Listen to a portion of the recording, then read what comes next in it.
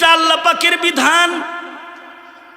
সব জিনিসের ভেতরে আল্লাহ তাআলা সর্দার দান করেছেন। ফেরেশতাদের ভেতরে সর্দার দান করেছেন জিবরাইল আলাইহিস সালাম।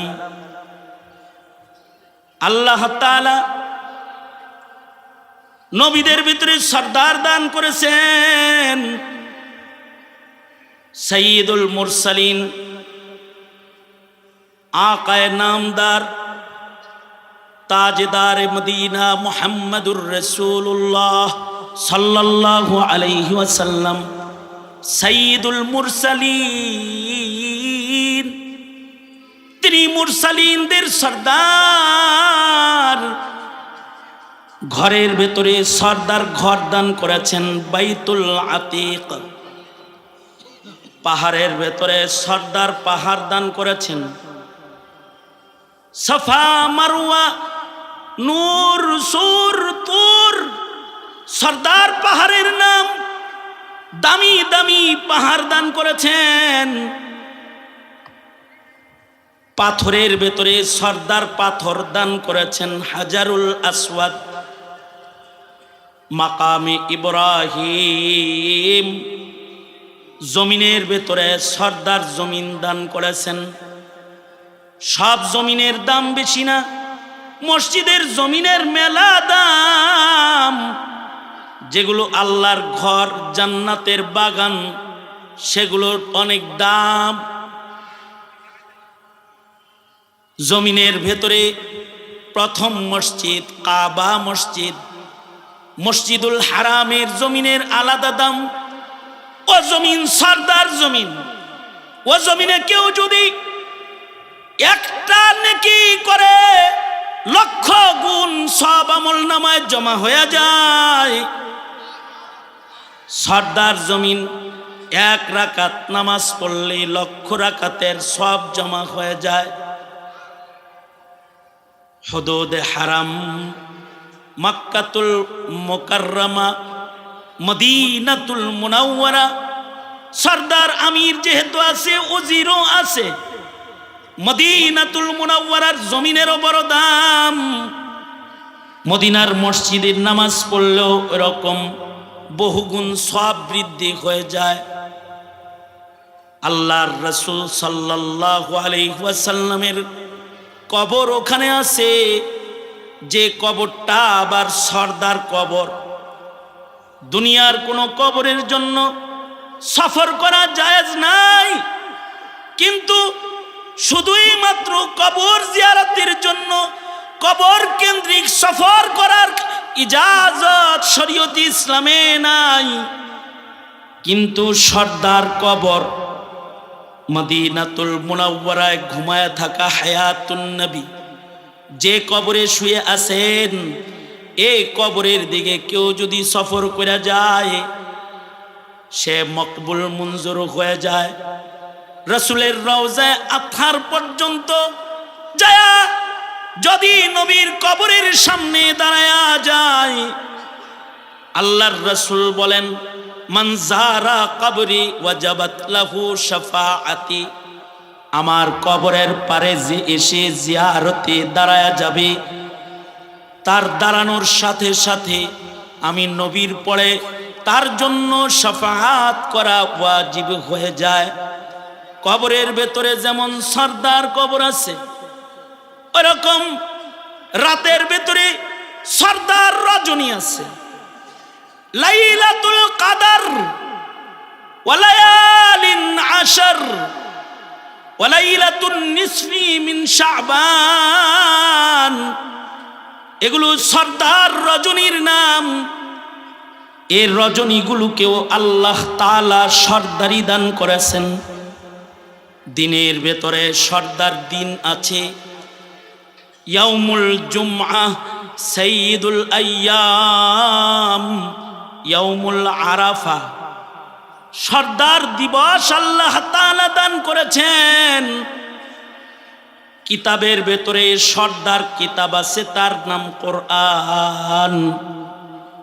ওরকম 24 ঘন্টার ভেতরে সর্দার দামি ঘন্টা আছে। মাসের ভেতরে সর্দার মাস রমজান আছে, যেটা 12 মাসের মধ্যে শ্রেষ্ঠ বরকতওয়ালা মাস। যে মাসের মধ্যে নফল করলে ফরজের সওয়াব পাওয়া যায়, ফরজ করলে 70 গুণ বেড়ে যায়। যে মাসে মরে গেলে জান্নাতে চলে যায়, যে মাসে দোজখের আযাব বন্ধ হয়ে যায়, যে মাসে শয়তান তালাবদ্ধ হয়ে যায়, আল্লাহর রহমতি বারিশ, আল্লাহর রহমত বৃষ্টির মতো গোটা জমিনবাসীর উপরে ঝরতে থাকে। আল্লাহ তাআলা বান্দাকে রহমতে মালামাল করতে থাকেন। এমন সাইয়্যিদ সর্দার মাস হলো রমাদান। এই যে রমজান মাস অথবা সপ্তাহ, এর ভেতরে যে প্রতিদিন ও রাত্রের 24টা ঘন্টা সময় আছে, এ সময়ের ভেতরে সর্দার সময় আছে, এ সময়ের ভেতরেও দামি সময় আছে। সময়ের ভেতরে সর্দার সময় হলো ওয়াক্তুল ফাজর, সালাতুল ফাজর। নামাজের ভেতরে সর্দার নামাজ, এ কারণে ওয়াক্তুল ফাজরে এটা আদায় করা হয়। এর ভেতরে কুরবানিও বেশি হয়। ঘুম থেকে জাগ্রত হয়ে লেপের নিচ থেকে বের হয়ে ঠান্ডা পানিতে ওযু করে জায়নামাজ মুসল্লা বিছায় আল্লাহর সামনে দাঁড়ায় যেতে হয়। লম্বা কোরআনের তিলাওয়াতে আল্লাহকে খুশি করতে হয়। ইমাম মুসল্লায় দাঁড়ায় লম্বা লম্বা কেরাত শুরু করে দেয়। দুর্বল বদনে ঘুম থেকে উঠে আল্লাহর কালাম শুনে লম্বা নামাজ পড়ে তৃপ্ত পরিতৃপ্তি হয়ে আল্লাহ তাআলাকে খুশি করতে হয়। কুরবানি নামাজের জন্য বেশি। নামাজটা সর্দার সময়ের নামাজ, এ কারণে 5 বেলার নামাজের ভেতরে সবচেয়ে দামি নামাজ হলো ফজরের নামাজ। সবচেয়ে দামি ফজর। আর ফজরের নামাজের ওয়াক্তের সময়, এই ওয়াক্তটাও মাকামে নবুওয়াত। এই ওয়াক্তের সময় আল্লাহ তাআলা পৃথিবীতে যত পয়গম্বরকে নবুওয়াত দান করেছেন, সালাতুল ফজরের সময় আল্লাহ তাআলা নবুওয়াত দান করেছেন নবীদেরকে। আমাদের নবী আলাইহিস সালাতু ওয়াস সালামকেও ফজরের ওয়াক্তের সময় নবুওয়াত দান করেছেন। নামাজটা যেহেতু সরদার নামাজ, তাই এই নামাজের নামেও কোরআনে সূরা বিদ্যমান আছে, সূরাতুল ফজর। এর শুরুতেও ফজরের কসম আছে, ওয়াল ফজর। আমির সরদার যেহেতু আছে, ওজির ওয়াক্তও তো আছে। 24 ঘন্টার ভেতরে ওজির ওয়াক্ত ফজরের পরেই 24 ঘন্টার ভেতরে সবচেয়ে দামি সময় হলো আসরের সময়। ওয়াক্ত হিসাবে আসরের ওয়াক্তটা, আসরের ঘন্টাটা 24 ঘন্টার ভেতরে ফজরের ওয়াক্তের পরেই এই ওয়াক্তের মর্যাদা আর দাম।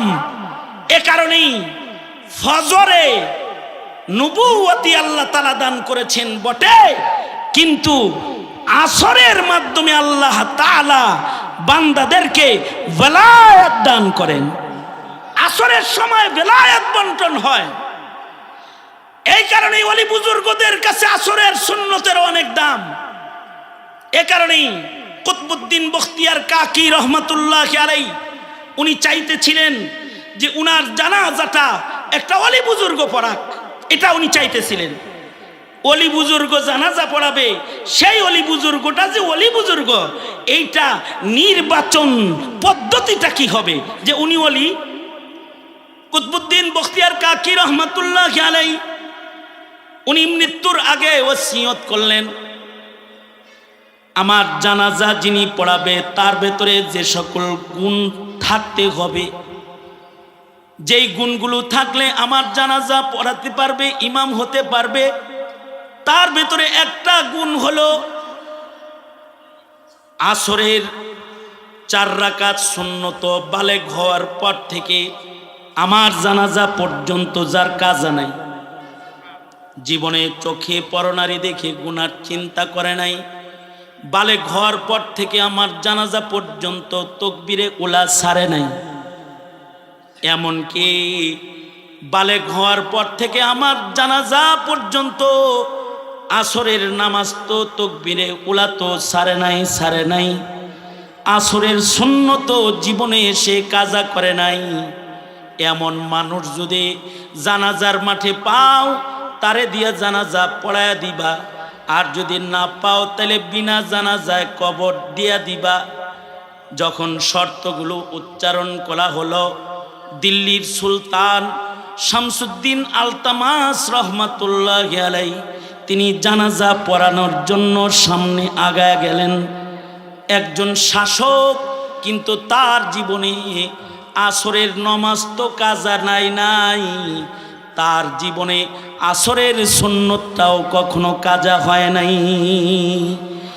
আসরের হিফাজত যাদের ভেতরে আসে তাদেরকে দেওয়া হয় বেলায়াত, কারণ আসরের ওয়াক্তটা দুর্বল ওয়াক্ত, আসরের সময়টা একটা দুর্বল সময়, হেলায় খেলায় নামাজটা কাজার লিস্টে জাগ্রত অবস্থায়ও চলে যায়।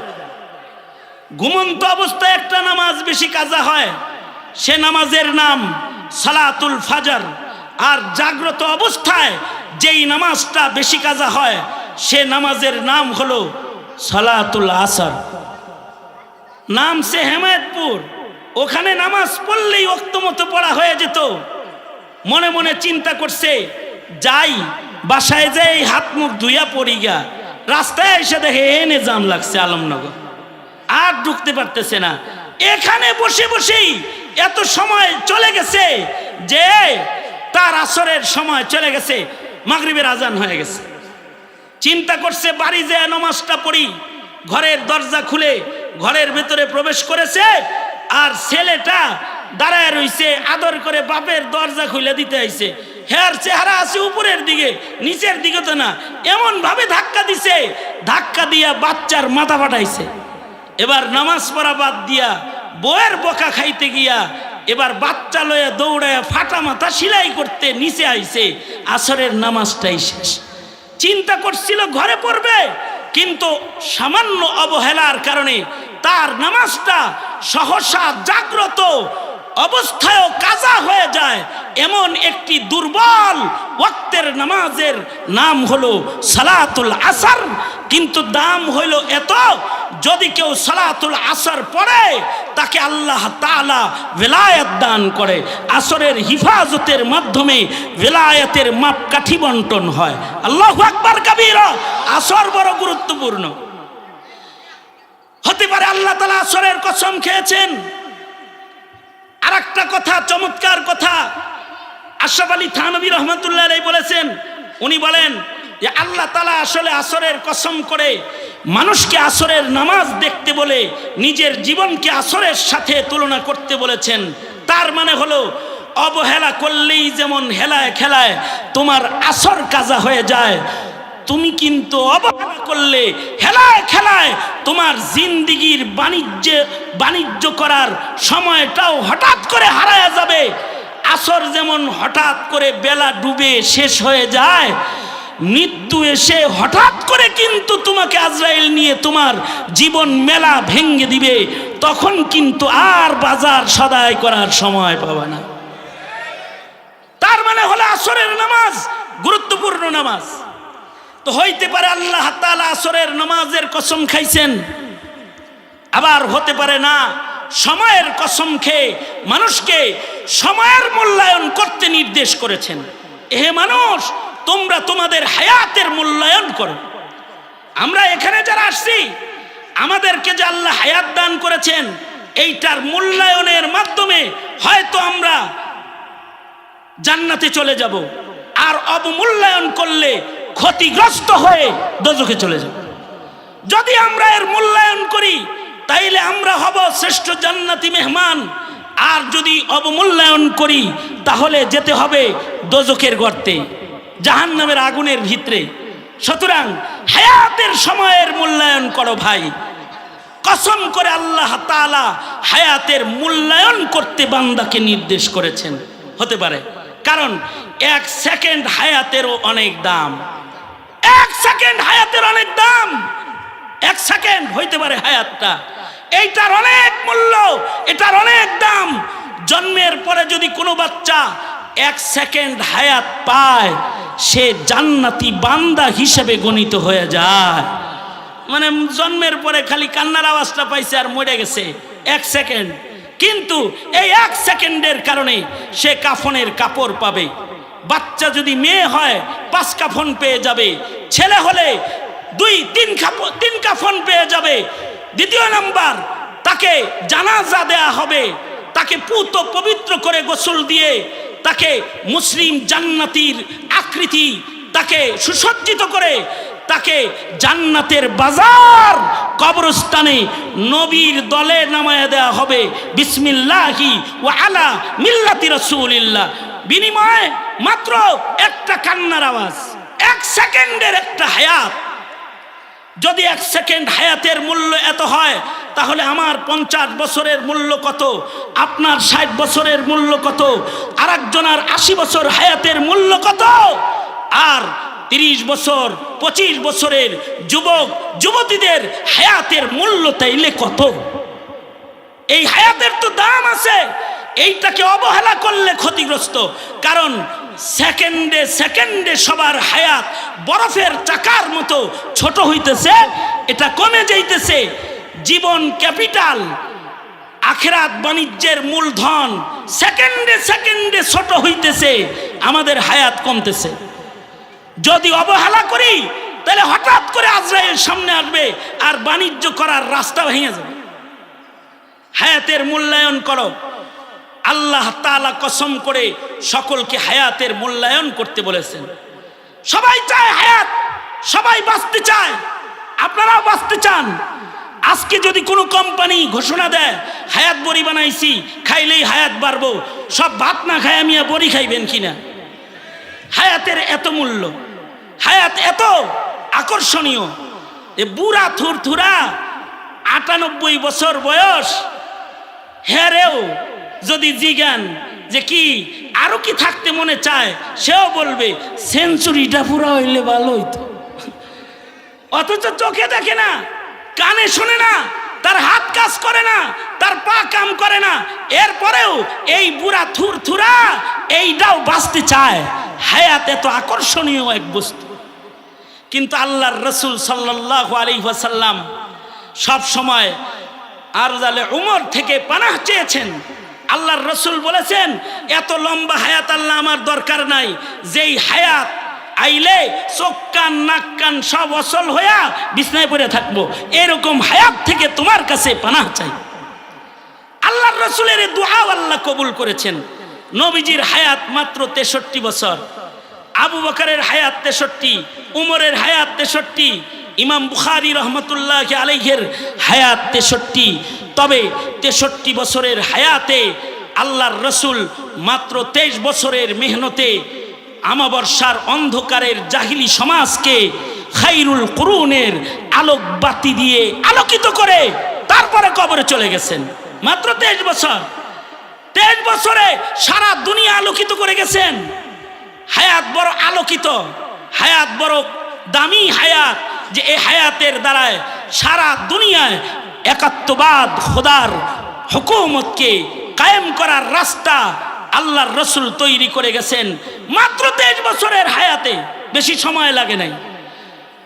আমাদের আকাবিররা তো কেউ কাজের হায়াত পাইছে মাত্র 14 বছর। ইমাম নববী লেখাপড়ার পরে 14 বছর মাত্র কাজ করার সময় পেয়েছে। এমন কোনো বিষয় নাই যে বিষয়ে তিনি কিতাব লেখে নাই। এ কারণে আল্লাহর রাসূল দোয়া করতেন যে আয় আল্লাহ, অসল বুড়া মৃত্যুর থেকে তো পানাহ চাই, কিন্তু তোমার কাছে হায়াতে বরকত চাই, বরকতওয়ালা হায়াত চাই। খালি হায়াত হইলেই হায়াত হয় না। কিছু মানুষ আছে হায়াত লম্বা পায়, কিন্তু তারা লানত কামায়, লানত কামায়, লানত কামায়, লানত কামায়। আর কিছু মানুষ আছে বুক টান করে রাজপথে দাঁড়িয়ে আবু সাইদের মতো মরে যায়, কিন্তু তারা জাতির কাছ থেকে রহমতের দুয়ার খুলে তারপরে দুয়ার দুয়ার খুলে চলে যায় যে জাতি তাদের মাগফিরাতের দোয়ায় ব্যস্ত রয়। কোরআনের আয়াত যদি কোরআনের মাহফিলে পড়া হয়, আবু সাইদ মুগ্ধদের নামও কোরআনের মাহফিলে উচ্চারিত হয়, শুধুই মাত্র ত্যাগী হায়াত হওয়ার কারণে, সত্যের পক্ষে কথা বলার হায়াত, এই হায়াত অল্পে শেষ হয়ে গেছে, কিন্তু নাম মানব হৃদয়ে স্বর্ণাক্ষরে খচিত হয়ে গেছে। এ কারণে কারোর কারোর হায়াত তো জলে যায়, এই হায়াত দিয়েও তাদের আখিরাত বাণিজ্য নষ্ট হয়ে যায়। কিন্তু কারোর কারোর হায়াত ছোট হলেও তার দ্বারায় অনেক খেদমাত আল্লাহ তাআলা নিয়া তার হায়াতকে বা বরকত হায়াত বানায়া দেয়। এ কারণে খালি হায়াত চাইেন না, আল্লাহ হায়াত দেন, হায়াত দেন, বরকত চাইবেন, বরকত। হায়াতের সবচেয়ে বড় বরকত হলো ঈমান। ইল্লাল্লাযীনা আমানু, সবচেয়ে বড় বরকতের নাম ঈমান। যার হায়াতে ঈমানদারি বুঝে নাই, ওর হায়াতের মূল বরকতটাই ও পায় নাই। দ্বিতীয় নাম্বার বরকতের নাম হলো নেক আমল। ঈমান আছে মুসলমান, কিন্তু নেক আমলের গুরুত্ব বুঝে নাই, ওর বরকতের আরেকটা দুয়ার বন্ধ করে রেখেছে, ও এখনো পর্যন্ত হায়াতের মূল বরকত পায় নাই। যারা হায়াতের নেক আমলের বরকতকে বুঝেছে, তারা সারা জিন্দেগি নেক আমল করেই কাটায় গেছে, গুনাহ করার মতো সুযোগ তারা জীবনে পায় নাই, গুনাহ করার টাইম পায় নাই। বৃদ্ধ বয়সেও তারা জিক্র আজকার, ইবাদত বন্দেগী আর হক হক্কানিয়তের ঝান্ডা বুকে নিয়ে তারা জাতির সামনে শেষ নিঃশ্বাস পর্যন্ত ত্যাগের মহিমায় মহামান্বিত চেয়ারে তারা বসে গেছেন। তারা হায়াতের মূল্যায়ন করেছেন নেক আমলের মাধ্যমে। প্রশ্ন হলো, তুমি কি তোমার হায়াতের বরকত ঈমান আমলের মাধ্যমে তালাশ করো? যদি তুমি তালাশ না করো, তাইলে তুমি ক্ষতির ভেতরে আছো। তুমি মরণের মাধ্যমে চিরস্থায়ী ক্ষতির দোজখে পড়ে যাবে। আর যদি তোমার ঈমান হয় ভালো, তোমার নেক আমল হয় ভালো, তাহলে তুমি মৃত্যুর মাধ্যমে দুনিয়ার ছোট হায়াত থেকে বের হয়ে জান্নাতের স্থায়ী হায়াতের ভেতরে চলে যাবে। আল্লাহু আকবার জোরে করে বলেন, স্থায়ী হায়াতের ভেতরে চলে যাবে। সুতরাং সিদ্ধান্ত নেওয়ার বিষয় এসেছে। তুমি কি শুধুই বেঁচে থাকবা ফেরাউনের মতো? তুমি কি বেঁচে থাকবা হাসিনার মতো? তুমি কি বেঁচে থাকবা হাসানুল হক ইনু আর মুরগি চোরা শাহরিয়ারের মতো? তুমি কি ওইরকম বেঁচে থাকবা নাকি? তোমার বেঁচে থাকতে হলে সিদ্ধান্ত নিয়ে বেঁচে থাকা দরকার। তুমি কি ক্ষতিগ্রস্ত হয়ে বেঁচে থাকতে চাও, নাকি সফল হয়ে মরে যেতে চাও? শিয়ালের মতো তুমি হাজার বছর বেঁচে না থেকে সিংহের মতো বেঁচে থাকো একদিন। সিংহের মতো বেঁচে থাকো একদিন। শিয়ালের মতো তুমি হাজার বছর বেঁচে না থেকে সিংহের মতো বেঁচে থাকো একদিন। ওপারের ডাকে সাড়া দিয়ে ও অমর হয়ে তুমি রবে চিরদিন। অমর হয়ে তুমি রবে চিরদিন। শিয়ালের হায়াত আমাদের দরকার নাই, আমাদের দরকার হলো সিংহের হায়াত। একদিন বাঁচবো, ভারতের গোলামি করে না, কোন জালেমের গোলামি করে না, কারোর কাছে মাথা নত করে নয়, ঠিক কিনা? যারা আওয়াজ করে বলেন একদিন বাঁচবো, তো সিংহের মতো বাঁচবো। বিড়ালের মতো বাঁচতে চাই না, সিংহের মতো বাঁচতে চাই। বাঁচতে চাই তো গাজী হয়ে বাঁচতে চাই, মরব তো শহীদ হয়ে মরতে চাই। মুসলমানের রাস্তা তো দুইটাই, হয়তো শহীদ নয়তো গাজী। বাঁচবা তো সিংহের মতো বাঁচো, মরবা তো আবু সাইদ মুগ্ধের মতো মরে যাও। জান্নাতের দরজা খুলে আল্লাহর জান্নাতে চলে যাও। এ কারণে ওয়াতাওয়াসাউ বিল হক তাওয়াসি ইলাল হক। সত্য বলতে গিয়ে যদি মরণ হয়, সে মরণও ভালো। সে মরণেও থাকবে ওয়াতাওয়াসাউ বিস-সাবর, সেই মরণেও থাকবে শুকরিয়ার আলহামদুলিল্লাহ। ময়রাও আলহামদুলিল্লাহ বলবে, ধৈর্য থাকবে আর সত্যের পথে চলার শক্তি সাহস থাকবে। সুতরাং এহে জাতি, আমরা কি আমাদের জীবনের হায়াত বাণিজ্যের লস প্রজেক্টটা হাতে নিতে চাই, নাকি লাভবান পথে আগায় যেতে চাই? তাইলে আল্লাহ বলেন ওয়াল আসর, পৃথিবীর সব মানুষ ধ্বংসের ভেতরে আছে, আসরের কসম, ইন্নাল ইনসানা লাফি খুসর। পৃথিবীর সবার হায়াত কমতেছে, প্রধানমন্ত্রীর হায়াত কমতেছে, প্রধান উপদেষ্টার হায়াত কমতেছে, ফকিন্নি ভিক্ষুকেরও হায়াত কমতেছে, সবাই মরণের দিকে যাইতাছে, কিন্তু একদল জান্নাতের হায়াতের দিকে যাইতেছে। ইল্লাল্লাযীনা আমানু, যাদের ইমান ভালো। ইমান ভালো মানে কি? ইমান ভালো খালি কালমাওয়ালা ইমান না, ইমানের পাশাপাশি তার ইমানের চোখ আছে, সে দেখে, ইমানের চোখে দেখে। ইমানের পাশাপাশি তার ইমানের কান আছে, সে শোনে, ইমানের কথা শোনে। ইমানের পাশাপাশি তার ইমানের হাত আছে, সে হস্ত বাড়ায় তো ইমান নিয়ে হস্ত বাড়ায় দেয়। ইমানের পাশাপাশি তার ইমানের পা আছে, ইমানের পথে বীর দর্পে এগিয়ে যায়। ইমানের পাশাপাশি তার ইমানওয়ালা বুক আছে, ইমানদারের মতো মর্দে মুজাহিদের বেশে আগায় যায়। তার ইমানের বুঝ আছে, হারামকে ছেড়ে দেয়, হালালকে গ্রহণ করে নেয়। ওয়া আমিলুস সালিহাত, এবং ও ইমান নিয়ে নেক কাজে সে জীবন কাটায়। তার নেক, তার সততা, তার সতামল, তার সৎ বুঝকে নিজের ভেতরে শুধু না, জমিনে বাস্তবায়নের জন্য প্রান্তে প্রান্তে ঘুরে বেড়ায়। ওয়াতাওয়াসাউ বিল হক, তাবলীগ করে, দাওয়াত দেয়, জাতির কাছে হক পৌঁছায় দেয়। হক বলতে গিয়ে মুসিবত আসলে সবরের কথা বলে। ওয়াতাওয়াসাউ বিস-সাবর তাওয়াসি ইলাস সাবর, সবরের দিকে মানুষদেরকে দাওয়াত দেয়। এই চার গুণ যদি কারোর ভিতরে রয়, তার কোনো ধ্বংস নাই, তার জীবন বাণিজ্যে লস নাই, সে লাভবান হিসাবে আল্লাহর জান্নাতে জায়গা পাওয়া যায়। প্রতিটা মুমিন মুসলমানের এই সিফাত থাকলে সে লাভবান, আর না থাকলে সে ক্ষতিগ্রস্ত। সুতরাং এ পথে আগাবো তো ইনশাআল্লাহ? রাজি ইনশাআল্লাহ? সন্তানদেরকে ঈমান শিখাবো, সন্তানদেরকে ঈমান শিখাবো ইনশাআল্লাহ। আরো আস্তে করে বলেন ইনশাআল্লাহ। সন্তানদেরকে নেক আমল শিখাবো ইনশাআল্লাহ বলেন। সন্তানদেরকে হক পথ দেখাবো ইনশাআল্লাহ। হক কাগরে দিয়ে দেখাইবেন, কাগরে দিয়ে দেখাইবেন। আলেম ওলামা যে হক পথ দেখায় দেয় সেটা দেখাবো ইনশাআল্লাহ। চিল্লায় বলেন।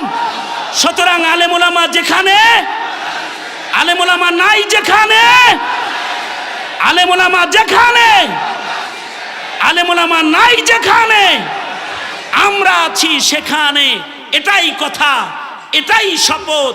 আল্লাহ তাআলা আমাদেরকে সূরাতুল আসরের আলোকে হায়াতের মূল্যবান সময়কে কাজে লাগানোর তৌফিক দান করুন।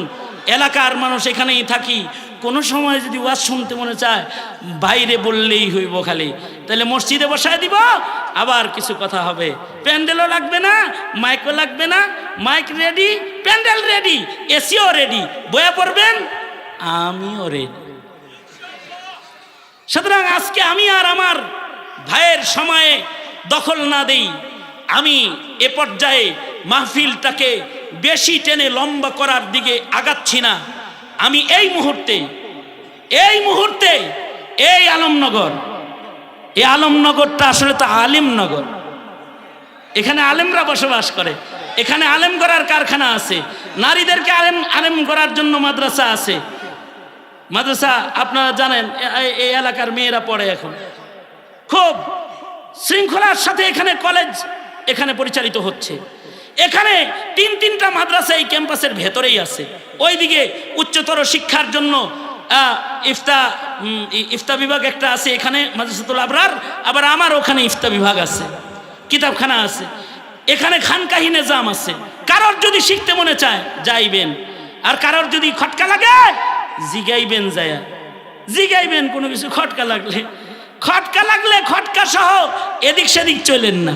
খটকা লাগলে জিজ্ঞাসা করবেন, সমাধান নেয়ার মতো পরিবেশ আলমনগরে প্রস্তুত রয়েছে। সুতরাং এই সব একজনার অবদান, তিনি হলেন হাজী আলম চান রহমতুল্লাহ আলাইহি, পাশেই ঘুমিয়ে আছেন।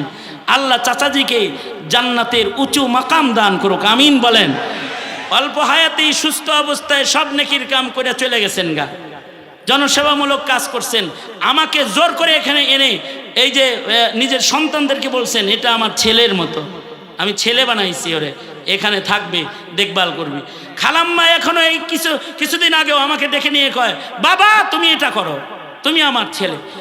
আর এই জায়গায় আল্লামা আব্দুল বাসিত খান সাহেব এখানে বাড়ি করতেছে, জায়গা কিনেছে। এইভাবে করে উলামায়ে কেরাম এই এলাকায় বসবাস করে থাকে। এটা আলমনগর না, শুধু আলিমনগর, আলেমদের নগর এটা। আর এখানে সর্বাধিক আলেম যাতায়াত করে। যত মৌলবীর গাড়ি এই গেট দিয়ে ঢুকে, অতগুলো মৌলবীর গাড়ি জেলায়ও যাতায়াত করে না, এত মৌলবীর গাড়ি এখানে গেট দিয়ে যাতায়াত করে। আলহামদুলিল্লাহ, এইটাও হাদা মিন ফজলি রব্বি, এটা আল্লাহ পাকের বিশেষ ফজল করুণা আমাদের জন্য। সুতরাং আমাদের সার্বিক কাজে আপনারা সহযোগিতা করবেন ইনশাআল্লাহ। কিছু ঝামেলা যেগুলো আছে, আল্লামা মামুনুল হক সাহেব ভাইকে নিয়ে আমাকে নিয়ে বসেছেন, এই জায়গার শৃঙ্খলা প্রস্তুত করতে যা করণীয় সেটা মামুনুল হক সাহেব নিজ জিম্মায় উনি নিয়েছেন, উনি করবেন বলেছেন। সুতরাং আমরা এই আলমনগরকে আসুন শৃঙ্খলার নগরী করি ইনশাআল্লাহ বলেন। অন্যায়কে সমর্থন করব না কখনো। কেউ যদি অন্যায় করে, কারোর ছেলে যদি অন্যায় করে, নিজে শাসন করতে না পারেন, এখানে আমাদেরকে জানান, আমরা তাকে তরবিয়ত দেওয়ার চেষ্টা করব। আপনি কাউকে অপরাধ করতে দেখেছেন, অপরাধ লালন করবেন না। এখানে শেখ হাসিনার সরকার না, এখানে কোরআন সুন্নাহ বুঝার মানুষ আছে। তারপরে জাহাঙ্গীর ভাইয়ের ছেলে দুটো মাদ্রাসায় পড়ে, ওই জাকির ভাইয়ের মেয়ে মাদ্রাসায় পড়ে। এইভাবে করে একটা দিনই ফেজা এখানে কায়েম হয়েছে। এটার মূল্যায়ন আমরা করব ইনশাআল্লাহ, সর্বাত্মক সহযোগিতা করব ইনশাআল্লাহ। তো এখন আর কথা না বাড়ায়, দোস্ত, ওনার সাথে আমার অনেক বিষয়ে হিংসা আছে। তার ভেতরে একটা বিষয় হলো, উনি আওলাদে রাসূল মাদানী পরিবারের সাথে ওনার খুব বেশি তাল্লুক, যে একেবারে ঘরের মানুষ উনি। আমার হিংসা লাগে, ওনার জায়গায় আমিও যদি হইতে পারতাম তাহলে ভালো ছিল। ওই ঢুকতে পারি না ওইদিকে, এই জন্য হিংসা লাগে। আর আলেম বড়, চেহারাটা ওপর আমার চেয়ে লম্বাও বেশি, দাঁড়াইলে আমি খাটো উনি লম্বা। তো সুতরাং দোস্তকে বলবো, শেষ কথা, শেষ নসিহত, শেষ মুনাজাত খুব অল্প সময়ের ভেতরে দিয়ে দিবেন। 2 দিন ব্যাপী সম্মেলন যথেষ্ট হয়েছে। মামুনুল হক সাহেবের আলোচনা শুনতে আজকে এখানে এক জনসমুদ্রে পরিণত হয়েছে। রোড ঘাট সব বন্ধ হয়ে গেছে। মাহফিলের 6 ভাগের 5 ভাগ চলে যাওয়ার পরে 1 ভাগ যেটা আছে ওইটার চিত্র এইরকম। বুঝেন নাই কথাটা? তাইলে মাহফিলটা কত বড় মাহফিল হয়েছে, যে এই 6 ভাগের 5 ভাগ চলে গেছে গা। 1 ভাগ যেটা রয়েছে এটাও বসার জায়গা নাই, দাঁড়ায় রয়েছে চতুর্দিকে স্টেডিয়াম সিস্টেম। সুতরাং এই মাহফিলটার কদরদানি করি। আখেরি নসিহত, আখেরি কথা ভাইজান করে আখেরি দোয়া করে দিবেন। পীর সাহেব কাপাসিয়া রাস্তায় আসতেছিলেন, ওনার গাড়িতে সমস্যা হওয়ার কারণে উনি পৌঁছতে পারছেন না। উনি আপনাদের কাছে ওজরে মাকুল সালাম জানিয়েছেন, দোয়া চেয়েছেন।